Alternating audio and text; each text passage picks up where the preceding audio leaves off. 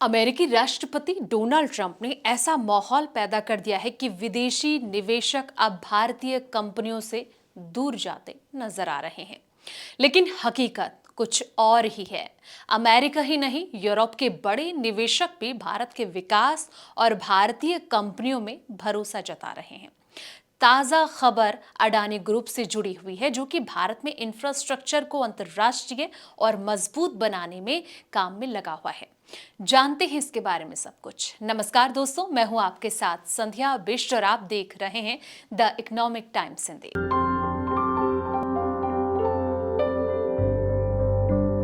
दरअसल अमेरिका और यूरोप के प्रमुख वित्तीय संस्थान, हेज फंड और साथ ही प्राइवेट क्रेडिट इंस्टीट्यूट्स, लोन देने वाली निजी संस्थाएं, जो ब्लैक रॉक के साथ मिलकर हाल ही में अडानी ग्रुप के $750 मिलियन के प्राइवेट बॉन्ड इशू में निवेश कर रहे हैं।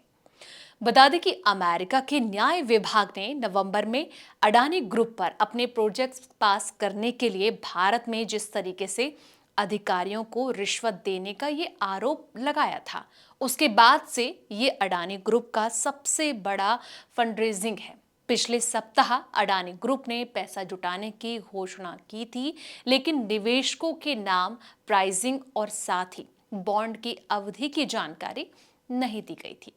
बता दें कि इकोनॉमिक टाइम्स ने अपनी एक रिपोर्ट में यह लिखा है कि लंदन के एक बॉन्ड निवेशक ने कहा है, ब्लैक रॉक का शामिल होना बहुत बड़ी बात है। ये सभी SEC रेगुलेटेड संस्थान हैं। इनका शामिल होना ग्रुप के लिए बड़ी स्वीकृति है और साथ ही इससे भारत को फायदा होगा। कुछ समय पहले अडानी ग्रुप को डॉलर बॉन्ड इशू को लास्ट टाइम में कैंसिल करना पड़ा था, क्योंकि बाजार में काफी ज्यादा उथल पुथल चल रही थी। लेकिन अब पहली बार समूह हाई यील्ड क्रेडिट मार्केट में ऑनशोर अधिग्रहण के लिए आ रहा है।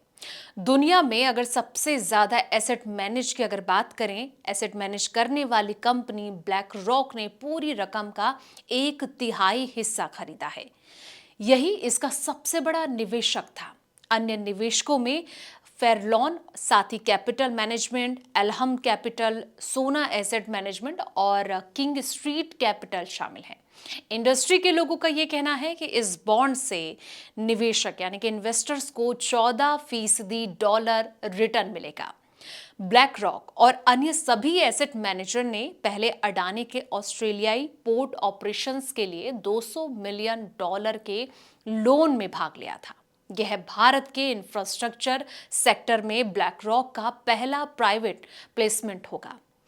फंड्स को ITD सीमेंटेशन इंडिया के अधिग्रहण के लिए जुटाया गया था। पिछले सितंबर में अडानी ग्रुप ने ITD सीमेंटेशन इंडिया में 46.64% हिस्सेदारी यानी कि 5,888.57 करोड़ रुपए में खरीदी थी।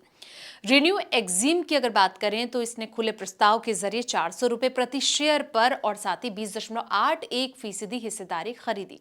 सौदे के पूरा होने पर रिन्यू एक्सिम के पास ITD सीमेंटेशन का 67.45% हिस्सा होगा। रिपोर्ट के मुताबिक अडानी ग्रुप और साथ ही एल्हम कैपिटल ने किसी भी तरह से प्रतिक्रिया हालांकि नहीं दी है। फेरलॉन, किंग स्ट्रीट और सोना एसेट मैनेजमेंट ने टिप्पणी करने से भी मना कर दिया है। तो जिस तरीके से कहीं ना कहीं एक बड़ा मुनाफा, ऐसे में कहा जा रहा है कि इन्वेस्टर जो हैं वो पैसा लगा रहे हैं, दाव लगा रहे हैं। ऐसे में देखना होगा कि आने वाले वक्त में क्या तस्वीर बनती है।